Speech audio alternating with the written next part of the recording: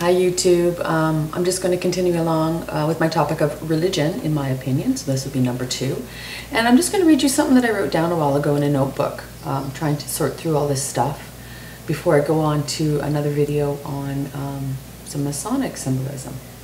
All right. Religions have evolved and mutated from an old system. The vast knowledge inherent in Freemasonic and other societies' symbolism is how knowledge can be kept in a pure form. However, it is also an example of a control structure, which I don't really think we need anymore. In this social way, an ignorant and illiterate population is given some answers to where they are, given an explanation about who they are, why they're here, and what it is they need to be doing, and when it needs to be done, of course.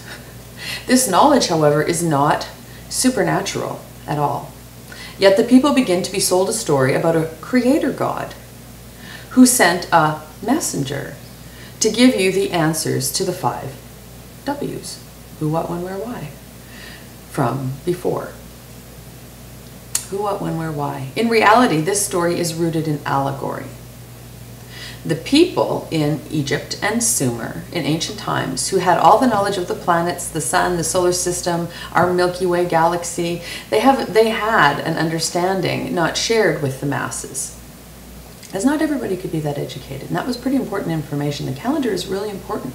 Knowing what time it is in order to do your agriculture is really important. They could predict the movement of the heavenly bodies. The people thought that they could predict them. People, thought they controlled them, probably. So they predicted the movements of the stars and the planets, and the people started to think that these stars and planets were actual gods that the priests could communicate with.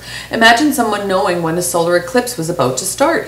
People would be convinced that this person or group of people had a strong in with the gods.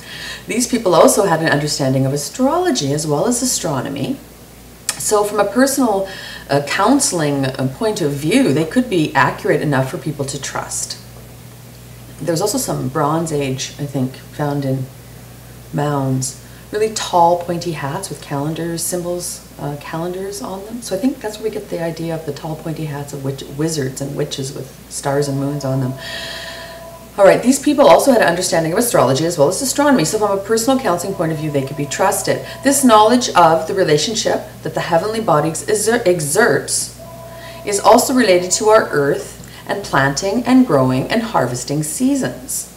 Those are really important when you don't have a safe way. Uriel's Machine, which is another great book. Uriel's Machine shows us how the twin towers, Jacobin and Boaz, J and B, can be used if the cornerstone of the temple lodge is set correctly using the summer and winter solstices, and I will talk more about that later, to create a calendar map and keep time for the creation of civilization. So this is what I think this is all about. If you don't know when to plant, then you're going to starve. The many religious stories around the globe and through time are basic allegory of who we are and the relationships that we can all access and understand. The dogmatic control and ritual is just that. It's a fancy dramatic play we use to channel our life energies, and it sort of keeps us mind controlled, the 3 city-states, the Vatican, Washington, D.C., and the City of London, with their 3 towers. 3 towers fell in 9/11 too, very interesting. Regardless, okay.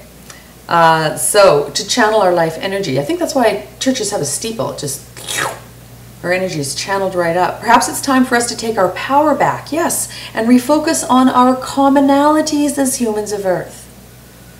And then celebrate our own inner sun each Sunday. There you go.